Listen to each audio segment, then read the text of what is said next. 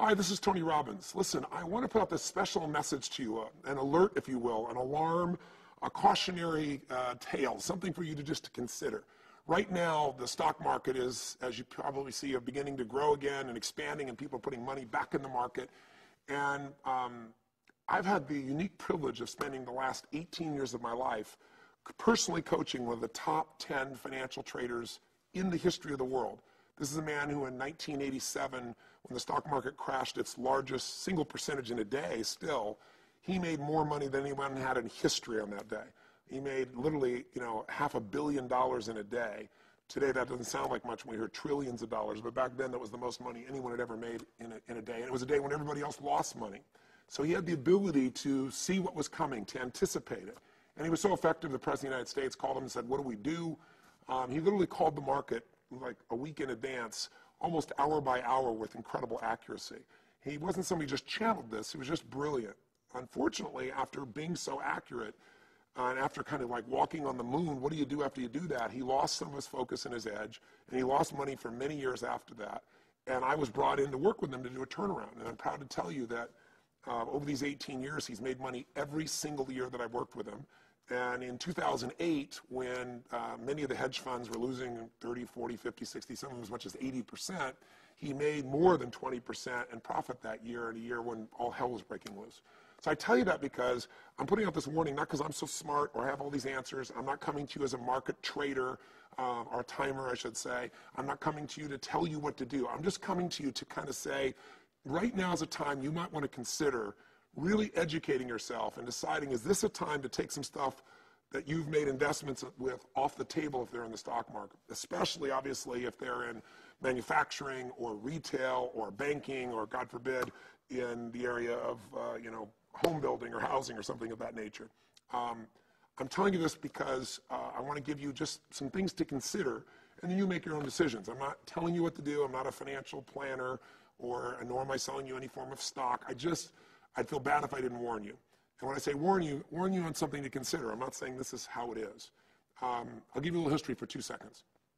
In April of 2008, having worked with this gentleman and other top people in the financial world, I obviously got a real good look at what was happening with credit default swaps, what was happening with the over-leveraging of various financial institutions, and the insiders were talking about what was coming at that point.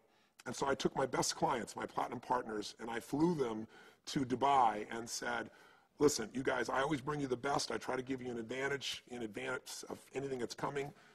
The financial world, as you know, it's about to change radically in levels you won't even imagine, and it's coming real quick. I can't tell you when, but I know it's coming quick. Sometime the next 3, 4, 5, 6, 7 months, it's going to happen. And we spent 3 days where I brought in experts to paint them a picture of how they should protect themselves. Because people get so seduced into wanting to make money when things are going well, they think they're going to go well forever. When things are going lousy, they think it's going to go lousy forever, and so we make stupid mistakes. That's why most investors over a 10-year period of time, 95% of them lose money. They ride things up, and then they ride back down, and they get eaten up alive. So there were a lot of people disturbed that weekend, but the ones that listened, which was the majority of them, made some very smart moves, some of which saved themselves hundreds of thousands of dollars, some millions of dollars, because they were able to know where things were going. And if there's one thing I know in my life, I've spent my whole life doing, it's try to know the road ahead. If you've ever had the humiliating experience of playing a video game against a child, you know it's humiliating because they always win. And they win for one reason, not because they're faster, not because they're stronger, not because they're quicker, because they played this game before. They usually say, come on, try this little game with me. And you're like, no, I don't know how to play. And come on, uncle, come on, auntie, come on, mom or dad. And just point and shoot. And you go boink, boink, and you're dead in 3.2 seconds. And the kid comes in and goes, cha-choom, cha-choom, cha-choom, cha-choom, cha-choom, cha-choom, cha-choom, cha-choom. And about 45 minutes later, you get your second turn. And it's not because they're quicker. It's because they know, because they played this game before, that's where the first bad guy is. That's where the second bad guy is. And so they have the power to anticipate instead of react. Reaction will always cost you. It'll cost you enormous stress. So all I'm sending you out to a message is I'm not saying this is what's so. I'm saying anticipate this possibility of what I'm bringing forth. Let's look at some real quick logic. Go do your own homework and make your own decisions. Whatever you decide, that'll be your decision. I'm not here to tell you what to do, but I do want to alert you to a few things, which is why I'm putting out this real quick blog. So without going much depth, I'll tell you that in October and November of 2008, after trillions had melted down in the marketplace. I was invited to go on the Today Show, and they said, would you please pump everybody up? You know, they've lost their life savings. And I said, well, first of all, I don't pump people up. That's not what I do. I believe in intelligence.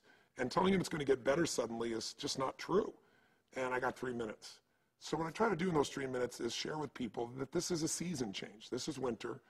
That in winter there are some sunny, beautiful days, but the game has changed. The psychology has changed. The mood has changed. And that your $80 stocks that have gone down to $8, here's the good news. Some of them are going to go to $1.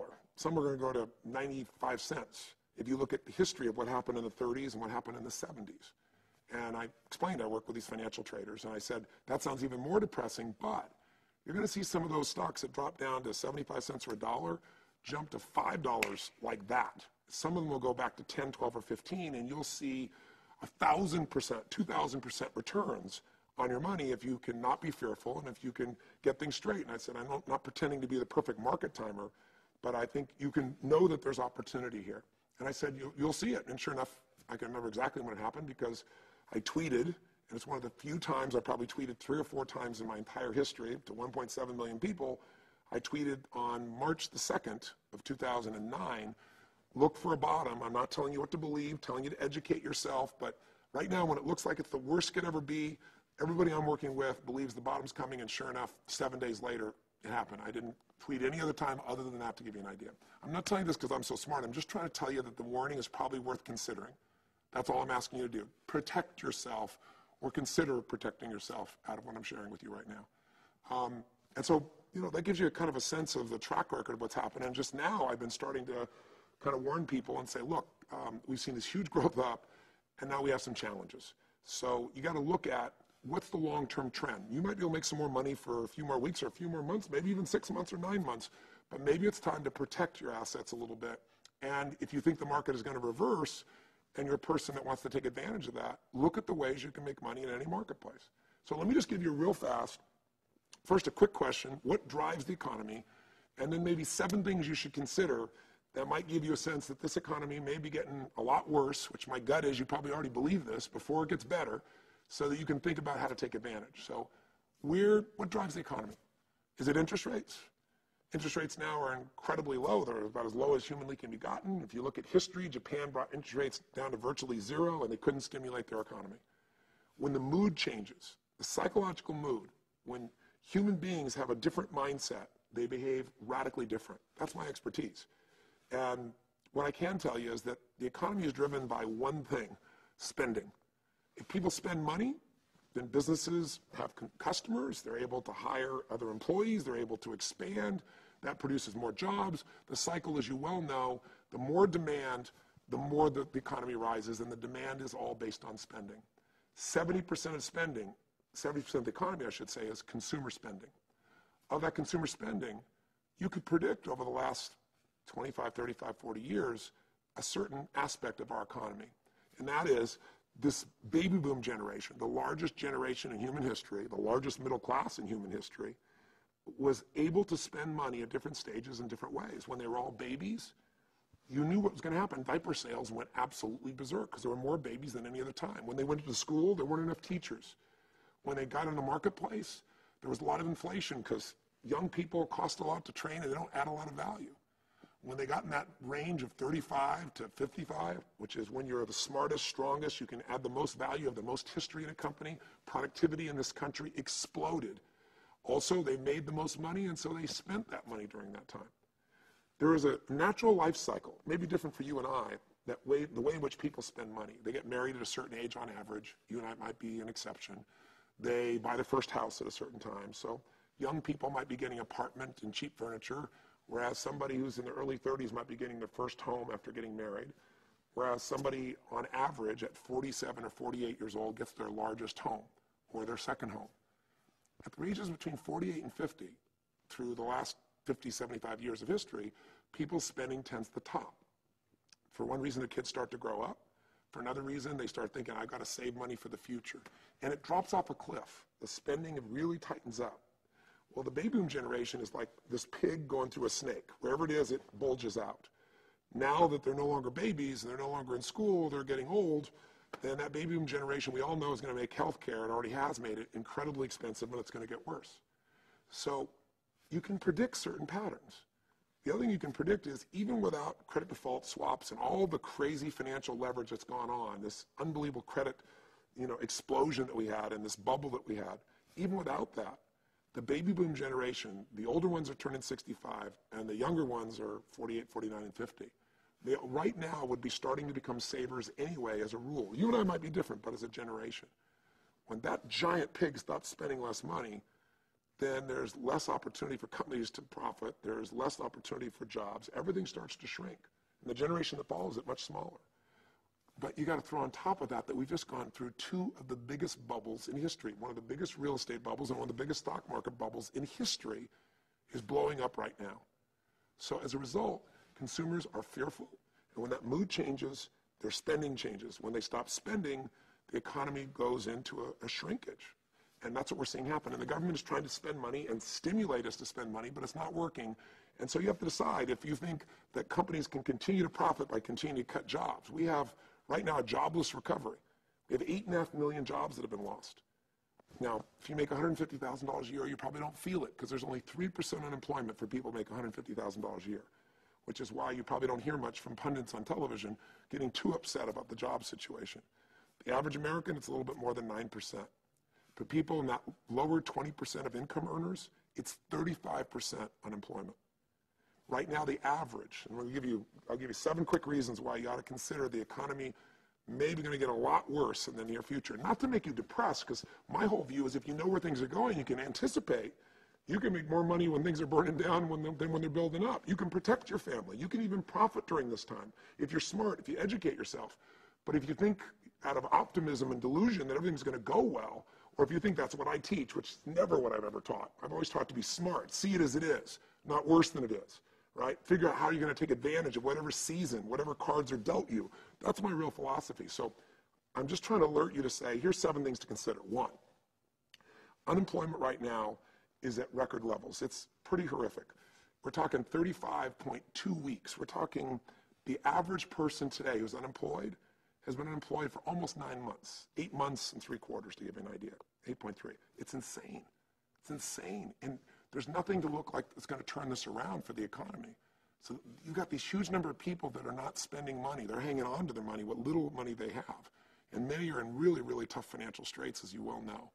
So you're not going to get consumer spending stimulating the economy out of that. Second piece is, where is consumer confidence?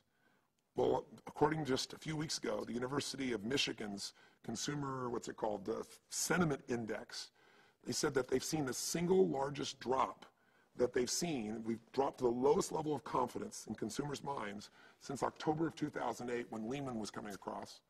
And the only other time it was that low in recent history was right after 9/11.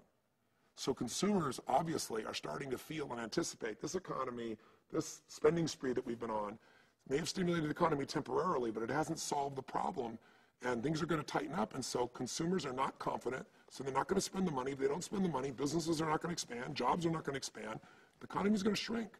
It's pretty scary, but it's what it's true, and you better know what's true. You don't have to like it, but you got to know what's really true. Third, okay, well, how do we know how consumers are going to spend? Well, one way you can look at that is the demand for credit. I know, this is really interesting. The demand for credit is shrinking. In spite of the government stimulating like crazy, in spite of the government doing these bank bailouts, a lot of people are screaming and say banks aren't loaning enough money, but the truth is there just isn't the same level of demand. You're seeing right now that studies that show that in the last year, this last month, year, we've seen a drop that's the single largest drop that we've seen in 60 years in the demand for credit. What's happening is there's only been 2 times in the last 60 years when we as a society have paid back more than we borrowed. We're paying back more than we're borrowing, which is probably a damn good thing. It doesn't stimulate the economy, but we've been on this buying spending binge using credit for so long, creating these giant bubbles in the real estate market, giant bubbles in the stock market, giant bubbles obviously in consumer spending. And people are saying, I got to hang on to my money, I got to be smarter, and I got to pay down my debt. It's painful. It's needed, but it's painful. And it's happening at a level that hasn't happened. In fact, it's only happened twice in 60 years. And the amount that we're paying things down right now versus we're borrowing is 200% more than ever was before at any time, including the second most intense time this has occurred. So you're seeing the situation.